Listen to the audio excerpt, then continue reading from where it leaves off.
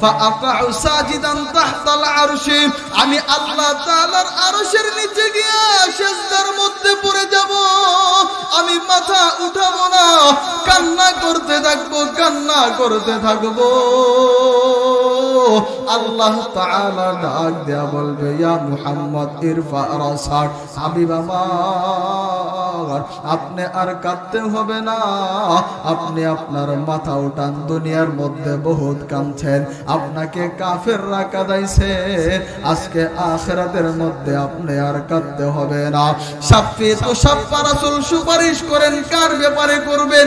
যার ব্যাপারে সুপারিশ করবেন গ্রহণ করা হবে। কুল তুসমা, বলেন কার ব্যাপারে কি বলবেন, আপনার ওই কথা কবুল করা হবে। আপনি মাথা উঠান। আল্লাহর রাসূল মাথা উঠাবে আর বলবে, উম্মতি ইয়া রাব্বি, উম্মতি ইয়া রাব্বি, হে রব আমার উম্মত, আমার উম্মত, আমার উম্মত। আল্লাহ তাআলা তখন ডাক দিয়ে বলবে, ইয়া মুহাম্মদ فادخل من أمتك من لا حساب عليهم من باب الأيمن من أبواب الجنة। الله تعالى আল্লাহর হাবিবকে বলবে, হাবিব আমার আপনার উম্মতের মধ্য থেকে এমন কিছু উম্মত যাদের কোনো হিসাব কিতাব লাগবে না, এই উম্মতের একটা দল নিয়া আপনি জান্নাতের দরজা সমূহ দিয়া, ডান দরজা দিয়া জান্নাতের মধ্যে প্রবেশ করে। মুবারক হু জমানে কো কে খতমুল মুরসলিন আয়া, मुबारक हो ज़माने को के ख़त्मुल मुरसलीन आया, साहिब रहम बनकर रहमतल लिल आलमीन आया, साहिब रहम बनकर रहमतल लिल आलमीन आया। हकीकत के खबर देने बशीर आया, नज़ीर आया, हकीकत के खबर देने बशीर आया, नज़ीर आया। शहनशाही ने जिसके कदम चूमे वो फ़कीर आया, शहनशाही ने जिसके कदम चूमे वो फ़कीर आया। मदीनार पथेर दुली चोखे दिताम सुरमा बोली, मदीनार पथेर दुली चोखे दिताम सुरमा बोली, दरुद सालाम दिताम प्रिय नबीर पाक चरणे। मन आमार रय ना बसे बांग्लादेशेर कोनोखाने, मन आमार रय ना बसे बांग्लादेशेर कोनोखाने। या हज़रत मुहम्मद ने बलगल उला बिकमालिहि, कशफत दुजा बिजमालिहि, हसनत जमीअ खिसालिहि, सल्लु अलैहि व आलिहि। अल्लाहुम्मा सल्लि व सल्लिम व बारिक अलैहि।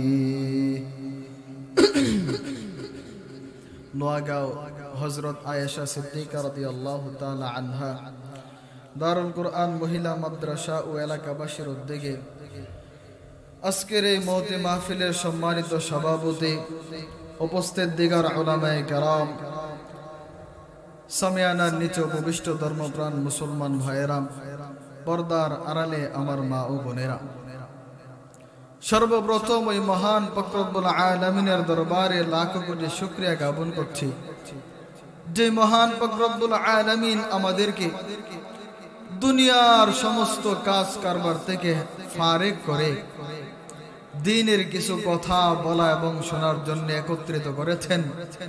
সেই জন্য অন্তরের অন্তঃস্থল থেকে বলি আলহামদুলিল্লাহ।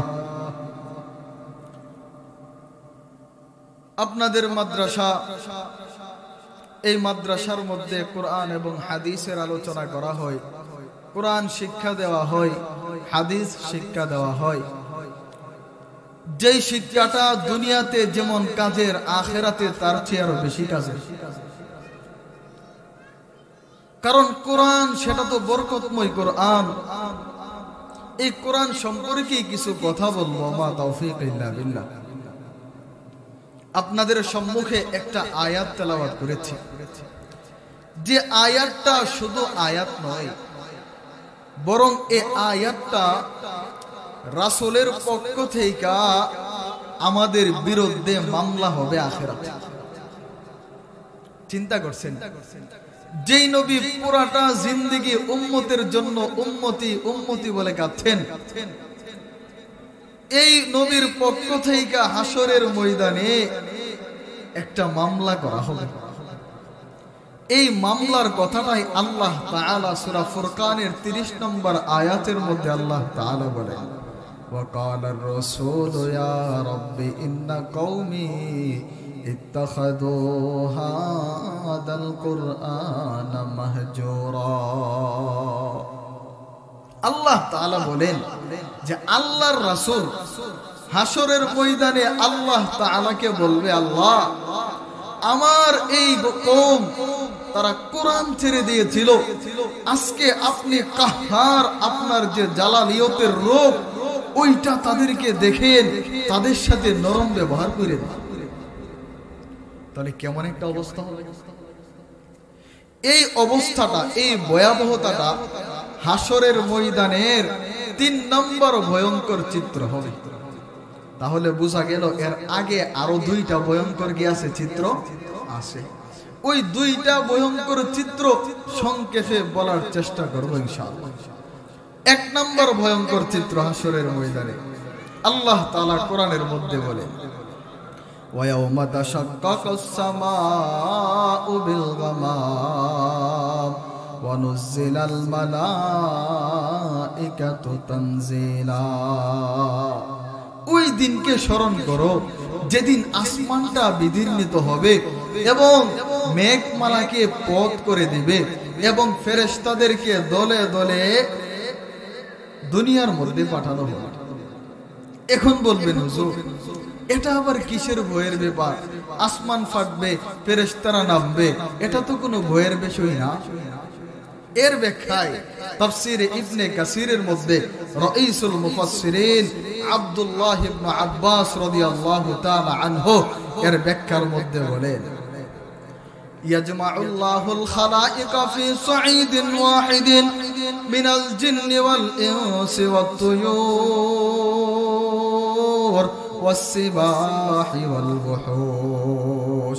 হযরত আব্দুল্লাহ ইবনে আব্বাস রাদিয়াল্লাহু তাআলা আনহু বলেন, আল্লাহ তাআলা ওই দিন অর্থাৎ কিয়ামতের দিন আল্লাহ তাআলা একটা মাঠের মধ্যে সমস্ত প্রাণীদেরকে একত্রিত করবেন।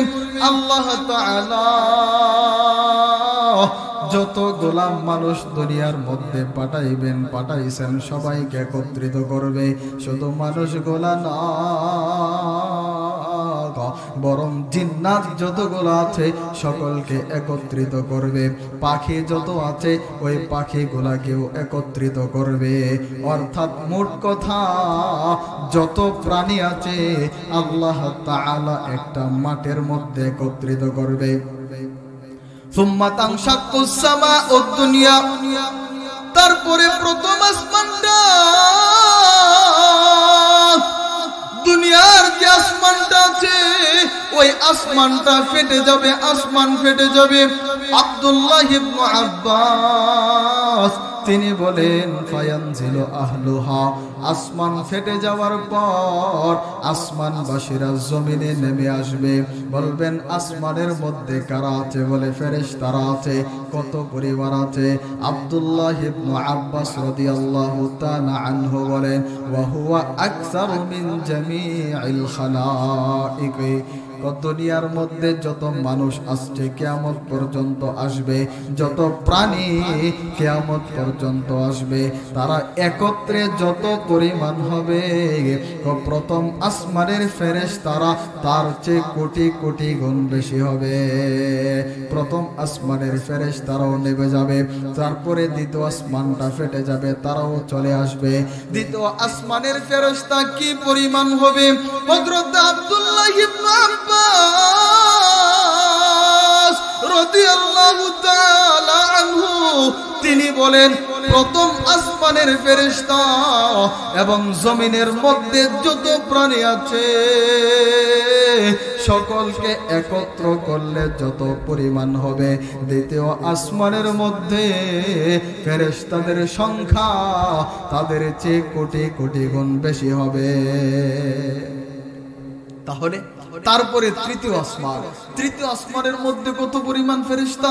বলে প্রথম আসমান, দ্বিতীয় আসমান আর এই জমিনে যত মানুষ জিন্নাত পাখি আছে সবার একত্রিত করলে যত পরিমাণ, ওই তৃতীয় আসমানের ফেরেশতা তার চেয়ে আরো কোটি কোটি গুণ বেশি হবে।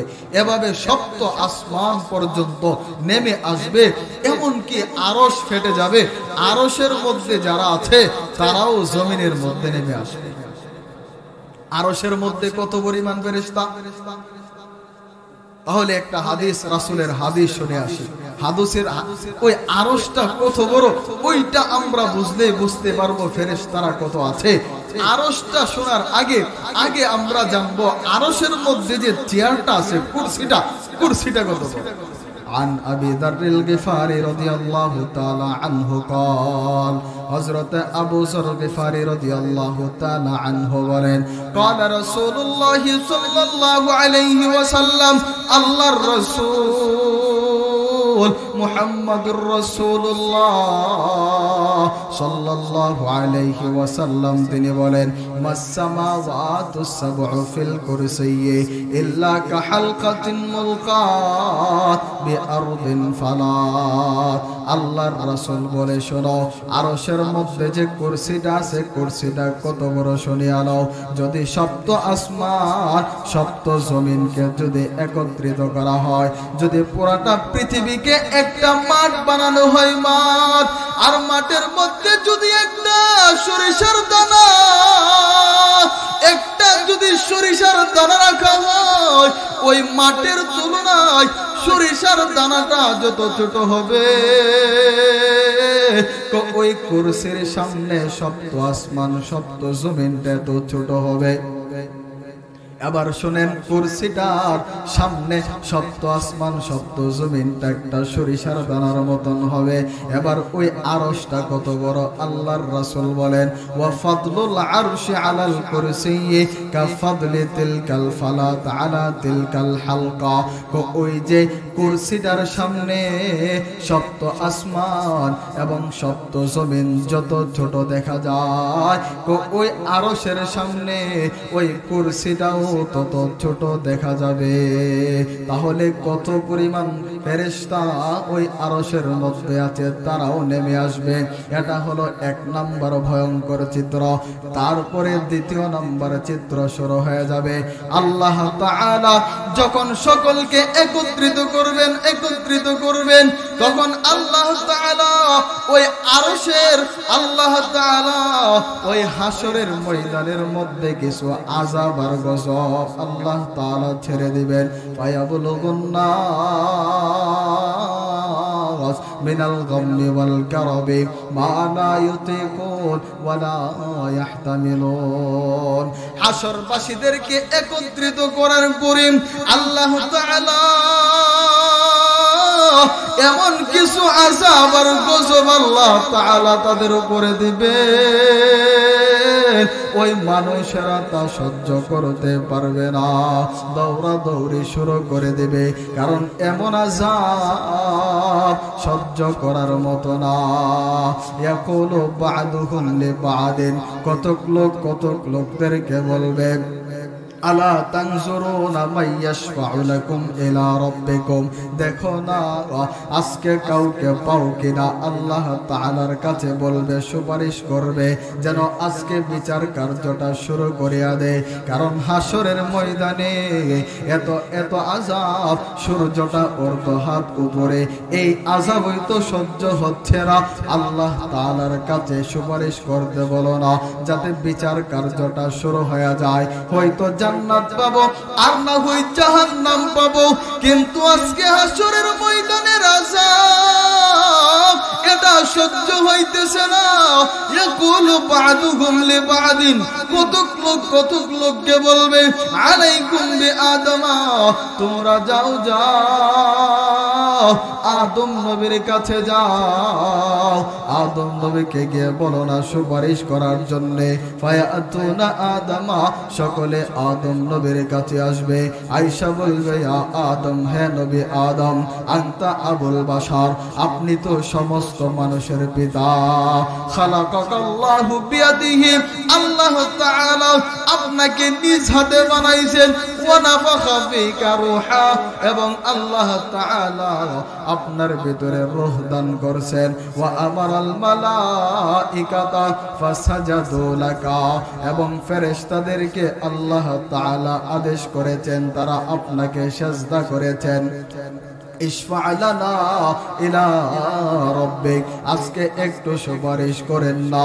দেখেন না আযাব আর সহ্য হইতেছে না, একটু বলেন না যেন বিচার কার্যটা শুরু হয়ে যায়। হয়তো জান্নাত পাবো আর না হয় জাহান্নাম পাবো, আজকে এই আযাব হয়তো সহ্য হইতেছে না।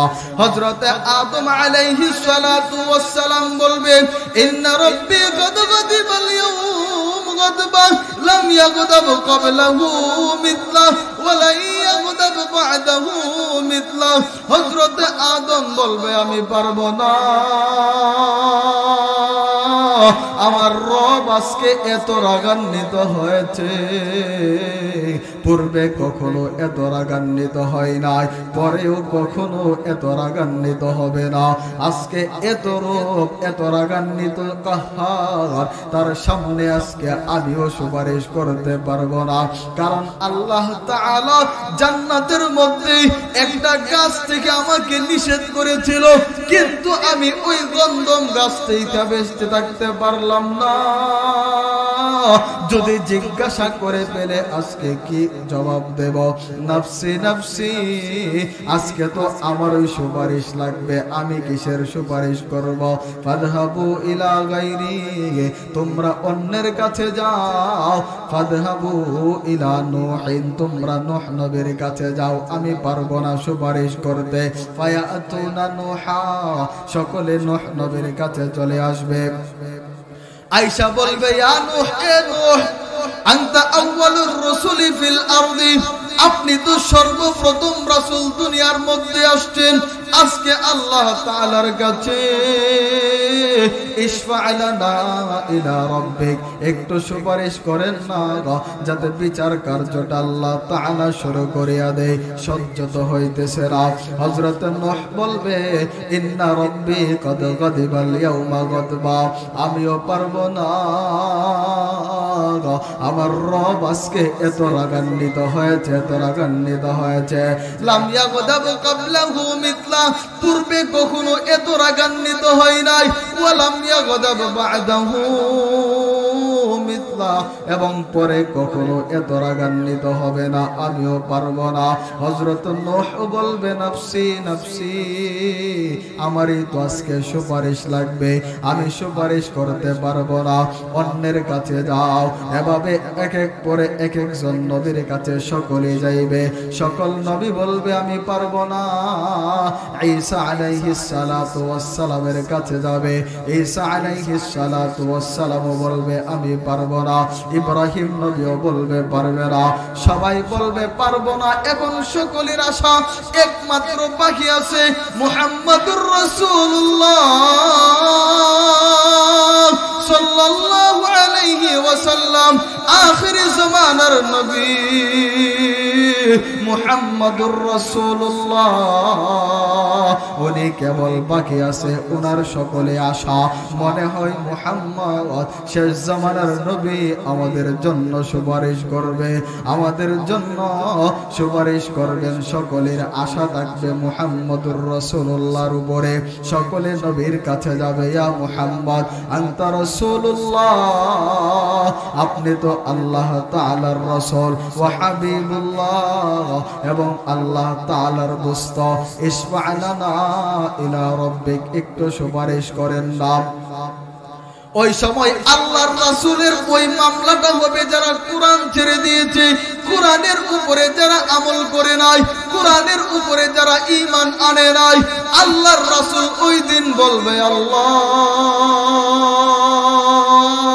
এই আমার কওম এই জাতি তারা ঈমান আনে নাই কোরআনের উপরে আজকে তাদেরকে আপনি ছাড়বেন না তাদেরকে আপনি ভালো করে পাকড়াও করবেন এটা হলো যারা কোরআন ছেড়ে দিয়েছে আর যারা কোরআনকে আঁকড়ে ধরেছে মাদ্রাসাকে মহব্বত করেছে আলেম উলামাদেরকে মহব্বত করেছে কোরআনের উপরে আমল করেছে তাদের ব্যাপারে আল্লাহর রাসূল সুপারিশ করবেন আল্লাহর রাসূল বলেন ফাআনতালিকু আমি হাঁটতে থাকব ফাআকাউ সাজিদান তাহতাল আরশি আমি আল্লাহ তাআলার আরশের নিচে গিয়ে সিজদার মধ্যে পড়ে যাব আমি মাথা উঠাবো না কান্না করতে থাকবো আল্লাহ তাআলা ডাক দেয়া বলবে ইয়া মুহাম্মদ ইরফা রাসাক হাবিব আমার আপনি আর কাঁদতে হবে না আপনি আপনার মাথা উঠান দুনিয়ার মধ্যে বহুত কাঁদছেন আপনাকে কাফেররা কাঁদাইছে আজকে আখিরাতের মধ্যে আপনি আর কাঁদতে হবে না শাফি তো শাফা রাসূল সুপারিশ করেন কার ব্যাপারে করবেন যার ব্যাপারে সুপারিশ করবেন গ্রহণ করা হবে কুল তুসমা বলেন কার ব্যাপারে কি বলবেন আপনার ওই কথা কবুল করা হবে আপনি মাথা উঠান আল্লাহর রাসূল মাথা উঠাবে আর বলবে উম্মতি ইয়া রাব্বি উম্মতি ইয়া রাব্বি হে রব আমার উম্মত আমার উম্মত আমার উম্মত আল্লাহ তাআলা তখন ডাক দিয়ে বলবে ইয়া মুহাম্মদ فادخل من أمتك من لا حساب عليهم من باب الأيمن من أبواب الجنة الله تعالى الله حبيب के बोलबे হাবিব আমার আপনার উম্মতের মধ্য থেকে এমন কিছু উম্মত যাদের কোনো হিসাব কিতাব লাগবে না এই উম্মতের একটা দল নিয়া আপনি জান্নাতের দরজা সমূহ দিয়া ডান দরজা দিয়া জান্নাতের মধ্যে প্রবেশ করে মুবারক হু জমানে কো কে খতমুল মুরসলিন আয়া मुबारक हो ज़माने को के ख़त्मुल मुरसलीन आया साहिब रहम बनकर रहमतल लिल आलमीन आया साहिब रहम बनकर रहमतल लिल आलमीन आया हकीकत के खबर देने बशीर आया नज़ीर आया हकीकत के खबर देने बशीर आया नज़ीर आया शहनशाही ने जिसके कदम चूमे वो फकीर आया शहनशाही ने जिसके कदम चूमे वो फकीर आया मदीनार पथेर दुली चोखे दिताम सुरमा बोली मदीनार पथेर दुली चोखे दिताम सुरमा बोली दरुद सालाम दिताम प्रिय नबीर पाक चरणे मन आमार रय ना बसे बांग्लादेशेर कोनोखाने मन आमार रय ना बसे बांग्लादेशेर कोनोखाने তাহলে আল্লাহর রাসূল সুপারিশ করবেন কাদের ব্যাপারে? যারা কোরআনের উপরে ঈমান এনেছেন, কোরআন মতো চলছে, রাসূলের পথ অবলম্বন করছেন, তাদের ব্যাপারে। এবার শুনি, তাহলে তিনটা ভয়ঙ্কর চিত্র আমরা জানলাম। এখন আল্লাহর রাসূল যে বলছে যে আল্লাহ এই উম্মত কোরআন ছেড়ে দিয়েছে, অর্থাৎ যারা ছাড়ছে তাদের ব্যাপারে, এর উদ্দেশ্য কি? কোরআন ছেড়ে দেওয়ার দ্বারা কি উদ্দেশ্য? আল্লামা ইবনুল কাইয়্যুম আল জাওজি রাহিমাহুল্লাহু তাআলা তিনি বলেন, কোরআন ছেড়ে দেওয়ার অনেক অর্থ আছে। এর মধ্যে এক নাম্বার অর্থ হলো কোরআনের উপরে ঈমান না আনা। তাহলে যারা কোরআনের উপরে ঈমান আনে নাই তারাই ওই মামলার সামনে পেশ হবে। কারণ কোরআনের উপরে ঈমান আনা এটা তো ফরজ। কারণ আল্লাহ তাআলা কোরআনের মধ্যে বলছেন, ওয়া আমিনু বিমা আনজালতু মুসাদ্দিকাল লিমা মাআকুম। ওই কোরআনের উপরে ঈমান আনার জন্য আল্লাহ তাআলা আদেশ করেছেন। সুতরাং কোরআনের উপরে ঈমান আনা হলো ফরজ।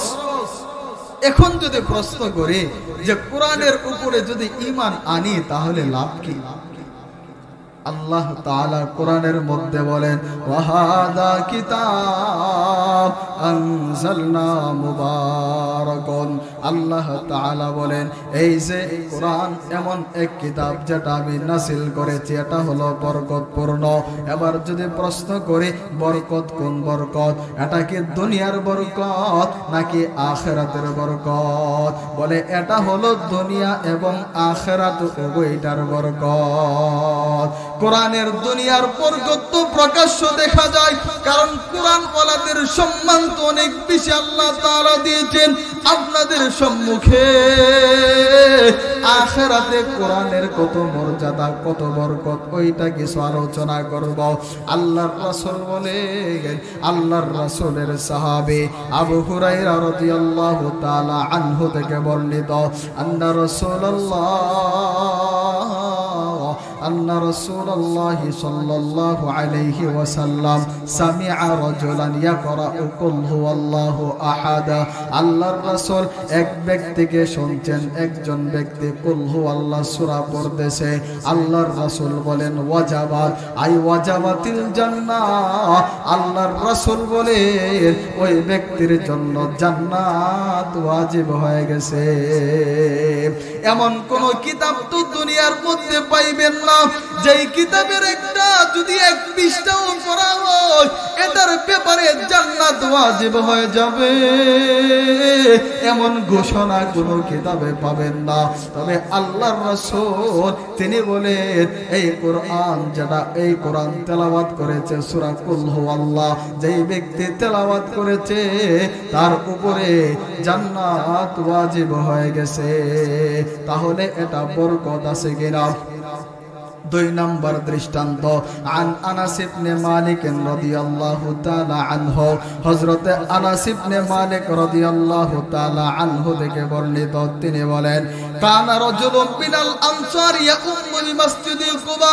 হযরতে আনাস ইবনে মালিক বলেন, এমন একজন আনসারী সাহাবী, অর্থাৎ মসজিদে কুবার জন্য আল্লাহর রাসূল ইমামতি করার জন্য একজন সাহাবীকে নির্ধারিত করে দিলেন, আনসারী সাহাবী। সে ওই মসজিদে কুবা মসজিদের মধ্যে ইমামতি করেন। তবে ওই ব্যক্তির একটা অভ্যাস হলো প্রত্যেক রাকাতের মধ্যে সূরা কুল হুয়াল্লাহ তেলাওয়াত করে। অন্য সূরা পড়ার সাথে সাথে কুল হুয়াল্লাহ সূরা তেলাওয়াত করে। প্রত্যেক ওয়াক্তের মধ্যে কুল হুয়াল্লাহ, ফজরের মধ্যে কুল হুয়াল্লাহ, যোহরের মধ্যে কুল হুয়াল্লাহ, আসরের মধ্যে কুল হুয়াল্লাহ, মাগরিব নামাজের মধ্যে কুল হুয়াল্লাহ, এশারের নামাজের মধ্যে সূরা ইখলাস। ওই কুল হুয়াল্লাহ সূরা ছাড়ে না, অন্য তেলাওয়াত করলেও সাথে কুল হুয়াল্লাহ পড়ে। সমস্ত সাহাবায়ে কেরাম বলে, আপনি তো অনেক ভালো, সব দিক দিয়ে ঠিক আছেন, তবে ওই জিনিসটা আপনি কুল হুয়াল্লাহ সূরাটা সব সময় পড়েন, এটা ছেড়ে দেন না। ওই ব্যক্তিকে জবাব দিয়ে দেখেন, ওই ব্যক্তি বলতেছেন, ইন আহবাবতুম আন উম্মাকুম, যদি আপনারা পছন্দ করেন আমি কুল হুয়াল্লাহ সূরা পড়ি তাহলে ইমামতি করব, আর যদি ওয়া ইন কারিহতুম তারাকুতুকুম, আর যদি বলেন কুল হু আল্লাহ ছাড়তে হবে, আমি কুল হু আল্লাহ ছাড়তে পারবো না, দরকার পড়লে ইমামতি ছেড়ে দিব, তারপরেও কুল হু আল্লাহ ছোড়া ছাড়বো না। এমন চলতেছে, কিন্তু ইমামতি থেকে কেহ বাদও দেয় না, কারণ আন্নাহু মিন আফদলিহি ওয়া কারিহু আইয়া উম্মাহুম গায়রু, কারণ সকলে জানতো তাদের মধ্যে সর্বশ্রেষ্ঠ ব্যক্তি হলো ওই ইমাম, তারা অন্য কেহ ইমামতি করবে এটা পছন্দ করতেন না। এভাবেই চলতেছে। আল্লাহর রাসূল একদিন ওইখানে গেলেন, গিয়ে জিজ্ঞাসা করতেছে, ইমাম দিলাম, কেমন ইমাম পাইলা? সকলে বলতেছে সব দিক দিয়ে আলহামদুলিল্লাহ, তবে একটা সমস্যা, প্রত্যেক রাকাতের মধ্যে কুল হু আল্লাহ সূরা পড়ে, ওয়া কানা ইয়াকরাউ যালিকা ফি কুল্লি রাকাআ, প্রত্যেক রাকাতের মধ্যে সূরা কুল হু আল্লাহ তেলাওয়াত করে। আল্লাহর রাসূল ওনাকে ডাক দিলেন, বললেন তুমি এমন করো কেন? মা ইয়ামনাউকা আন তাফআলা মা ইয়া'মুরুকা বিহি আসহাবু, তোমার সাথী সঙ্গীরা যেটা আদেশ করে ওইটা তুমি মানো না কেন? কিসে তোমাকে এটার থেকে বাধা দেয়? আর কে এমন একটা কারণ যেই কারণে তুমি কুল হু আল্লাহ সূরা তেলাওয়াত ছাড়ো না? তখন ওই ইমাম সাহেব তখন বলে, ইয়া রাসূলুল্লাহ, ইমাম সাহেব ডাক দিয়ে বলেন, আল্লাহর রাসূল ইন্নী উহিব্বুহা, আল্লাহর রাসূল গো আমি এই সূরাকে বড় মহব্বত করি, কারণ এই সূরার মধ্যে আল্লাহ তাআলার পরিচয়, এই সূরার মধ্যে আল্লাহ তাআলার একত্ববাদ রয়েছে, এই জন্য এই সূরাকে আমি বড় মহব্বত করি। এই কথা বলার পরে আল্লাহর রাসূল বলে, হুব্বুকা ইয়াহা আদখালাকাল জান্নাহ, হে সাহাবী তুমি যে এই কুল হু আল্লাহ সূরাকে মহব্বত করো, এই মহব্বত তোমাকে জান্নাতের মধ্যে প্রবেশ করাবে। তাহলে কোরআনের বরকত আছে কিনা? এই কোরআনের সূরা তেলাওয়াত করলে জান্নাতের মধ্যে প্রবেশ করবে। তাহলে এবার দেখেন, সংক্ষেপে বলতেছি, কোরআনের পড়লে বরকত আছে। এখন কোরআন যদি ছেড়ে দেয় তাহলে কি আযাব হবে, শাস্তি হবে? কারণ যেই জিনিসের বরকত বেশি, সওয়াব বেশি, ওই জিনিস ছেড়ে দিলে আযাবও বেশি, শাস্তিও বেশি। একটা দৃষ্টান্ত বলবো যে ওই কোরআন ছেড়ে দিলে কেমন শাস্তি হবে। বলে এই কোরআন ছেড়ে দিলে তো প্রথম নাম্বার শাস্তি হলো কবরের মধ্যে গেলে কবরের মধ্যে কবর চাপ মারবে। বলেন না নাউজুবিল্লাহ। তাহলে এক নাম্বার শাস্তি কি? কবরের মধ্যে গেলে কবর চাপ দেবে, কবর চাপ। আরে আল্লাহর নবীর সাহাবী সাআদ ইবনে মুআজ, ওনার কবরের মধ্যেই তো কবর চাপ দিতেছিল, আর আমরা তো যেমন তেমন। আমরা কি ওই ঘটনাটা সংক্ষেপে বলতেছি।